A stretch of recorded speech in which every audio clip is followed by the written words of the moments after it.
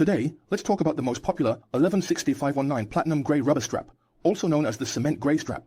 A friend of mine had this watch upgraded and modified with substitute parts by another colleague, but the assembly craftsmanship and detail optimization did not meet his satisfaction.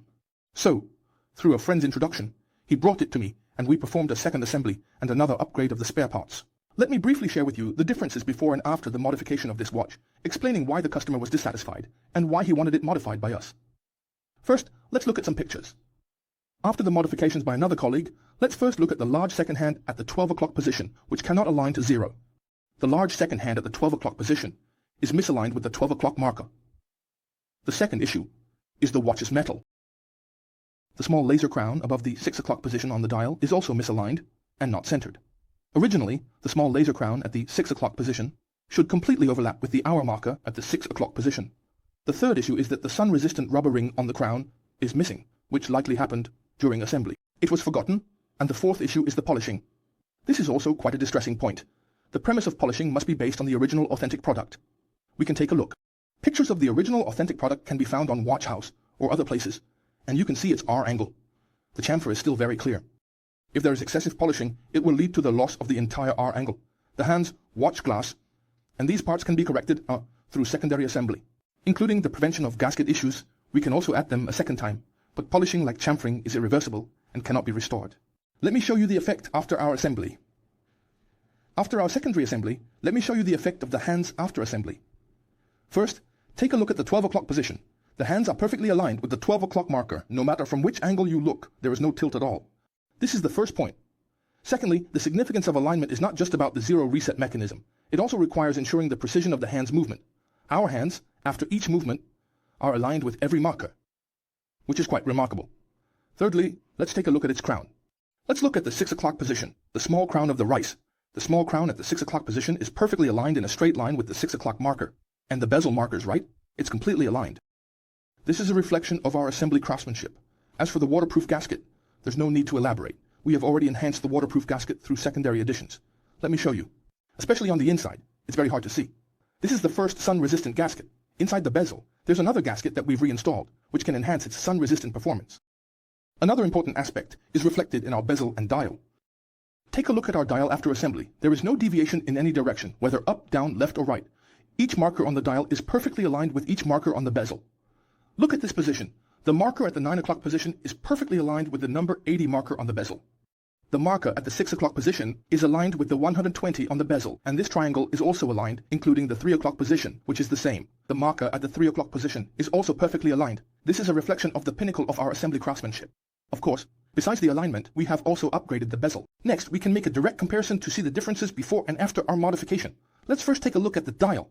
Before comparing the two dials side by side, make sure to refer to the original authentic dial color, because the color of this dial is silver gray, like cement gray. The silver gray contains many silver components. It's not just gray. It has more silver components, making it brighter. Let's take a look at the color of our replacement dial. Check out the color effect. Isn't it more sufficient? And doesn't this one have slightly less color effect? We can use macro mode for a more intuitive comparison. Look at this position as well. Also observe the color. In our case, the color has more of a silver effect from different angles. However, for this one, or the one from the leather factory, its color effect is somewhat lacking. Let's put them together. Doesn't this make it clearer? More intuitive? Is this tone the same as this color? Obviously, its gray effect is more pronounced, right? This is true in different environments and from different angles. There is more gray, which is the first point about the color. Secondly, its radial pattern on the dial. When we look at it, this radial texture starts from the center of the dial. Doesn't the radial pattern extend strongly towards the edge and is continuous without interruption?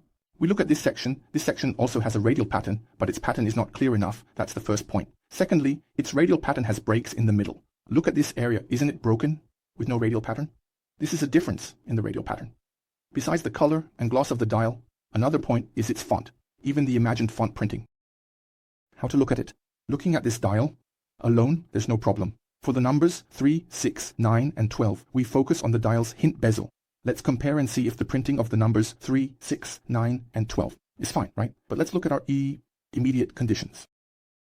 What differences are there in 3, 6, 9, and 12. Isn't the three-dimensional effect of these numbers very strong? On top of this CD pattern, take a look. The entire number is above the CD pattern, and it doesn't overlap with the CD pattern at all. This is a reflection of the printing texture. It's very clear from any angle. Let's look at this again. Is there a difference? Look at the numbers 3, 6, 9, and 12. They almost blend into the CD pattern, meaning their three-dimensional effect doesn't meet the standard. Another important point is to look at the lower part. The small second hand is moving on this dial. The numbers 24, 46, and 60. Let's compare these three numbers, 24, 46, and 60. Aren't they more intuitive? They blend into the CD pattern, and the three-dimensional effect is poor, right? Look over here, and the three-dimensional effect is stronger. Actually, there's another important point. Everyone look here. Let me point it out. Look at this position. Our number 20 is right in the center of the selection, right? There is no difference, and 40 is also not, off to the sides. Let's take a look at the letters.